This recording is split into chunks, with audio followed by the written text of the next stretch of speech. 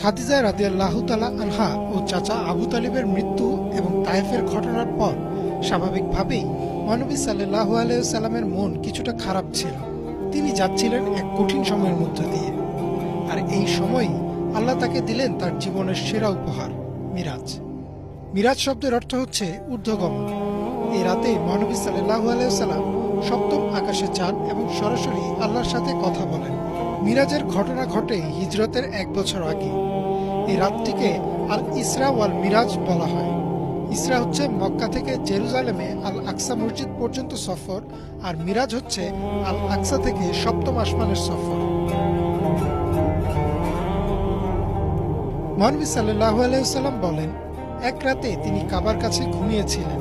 এমন সময় জিব্রাইল আলাইহিস সালাম তার কাছে এসে তাকে ঘুম থেকে ডেকে তুললেন।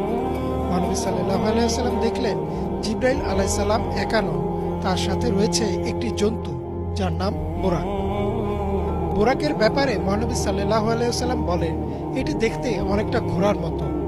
এটি ছিল নবী রাসূলদের বাহন, আর যতদূর দৃষ্টি যায় ততদূর বোরাকের এক কদমের সমান।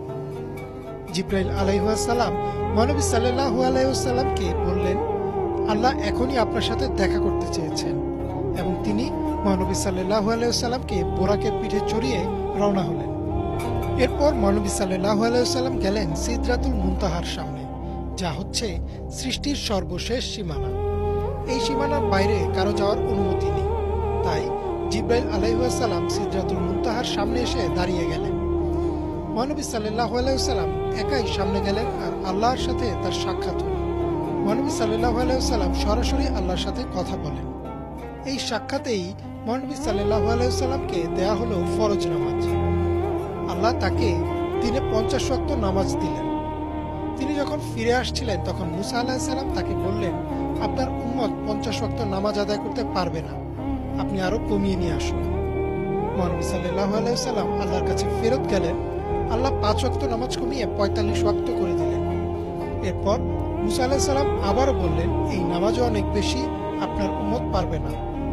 মহানবী সাল্লাল্লাহু আলাইহি ওয়াসাল্লাম আবার গেলেন। আল্লাহ আরো 5 রাকাত কমিয়ে দিলেন। এভাবে কয়েকবার তিনি আল্লাহর কাছে গেলেন। অবশেষে নামাজ কমতে কমতে 5 ওয়াক্তে আসলো। মুসা আলাইহিস সালাম এরপরেও বললেন, এটাও অনেক বেশি। কিন্তু মহানবী সাল্লাল্লাহু আলাইহি ওয়াসাল্লাম আরো একবার আল্লাহর কাছে যেতে লজ্জা পাচ্ছিলেন। সেই 5 ওয়াক্তই ফরজ হলো মুসলিমদের উপর। কিন্তু আল্লাহ ঘোষণা দিলেন যে এই 5 ওয়াক্ত নামাজ আদায় করবে তাকে 50 ওয়াক্তের সওয়াব দেওয়া হবে।